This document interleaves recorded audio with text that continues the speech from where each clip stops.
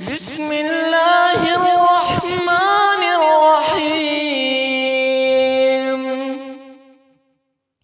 إذا زلزلت الأرض زلزالها وأخرجت الأرض أثقالها وقال الإنسان ما لها يومئذ تحدث أخبارها بأن ربك أوحى لها يومئذ يصدر الناس أشتاتا ليروا أعمالهم فمن يعمل مثقال ذرة خيرا يره ومن يعمل مثقال ذرة شرا يره.